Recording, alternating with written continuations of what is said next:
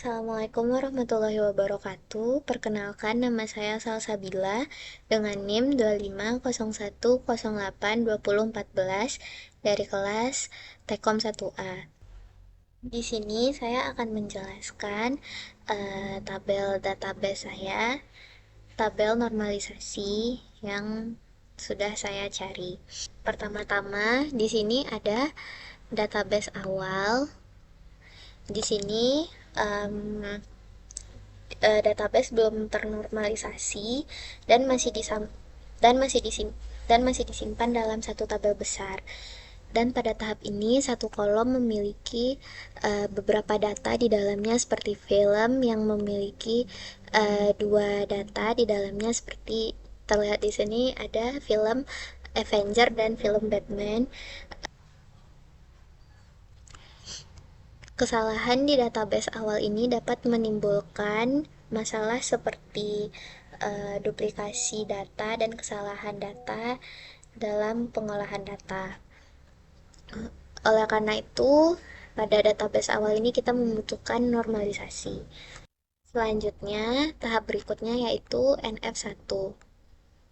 Di sini terlihat bahwa data-data yang tergabung pada database awal sudah memiliki barisnya masing-masing. Namun, pada NF1 masih terdapat kekurangan, yaitu masih adanya beberapa atribut yang tergantung pada sebagian kunci saja. Selanjutnya, kita akan melanjutkannya ke normalisasi yang kedua, yaitu NF2. Di sini terdapat beberapa tabel seperti tabel penonton, tabel tiket, selanjutnya ada tabel ID tiket. Selanjutnya ada tabel yang berisi film, studio, ID tiket, kursi, jadwal, dan harga. Di sini setiap atribut non-primary key harus bergantung sepenuhnya pada primary key, dan pada tahap ini tabel besar mulai dipecah menjadi beberapa tabel seperti yang saya sebutkan sebelumnya. Dan pemecahan ini dilakukan agar setiap data hanya bergantung pada kunci tabelnya masing-masing, sehingga redundansi data dapat dikurangi. Di NF3 terdapat beberapa tabel seperti tabel penonton, tiket, film, studio, jadwal, dan tabel yang berisikan tiket, ID film, ID studio, dan ID jadwal, dan juga kursi. Pada tahap ini, atribut-atribut tidak bergantung langsung pada primary key, tetapi dipisahkan ke tabel-tabel baru seperti tabel penonton, tabel tiket, tabel film, dan lainnya yang terlihat pada NF3. Dan juga di sini setiap atribut dalam tabel benar-benar memiliki hubungan langsung dengan primary key sehingga struktur database menjadi lebih konsisten. Selanjutnya ada normal form 4, NF4. Di sini berisi beberapa tabel. Ada tabel yang berisi ID penonton, nama penonton, ada tabel yang berisi ID tiket, ID penonton, ada juga tabel yang berisi ID film, dan harga. Juga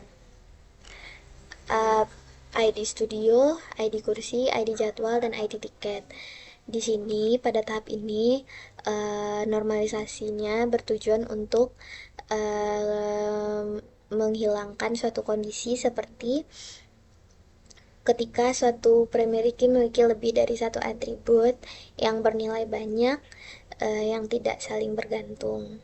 Untuk mengatasi masalah tersebut, dibuat tabel relasi terpisah seperti tabel tiket film dan tabel tiket kursi, sehingga tidak terjadi kombinasi data yang tidak perlu dan juga untuk membuat database tersebut jauh lebih efisien.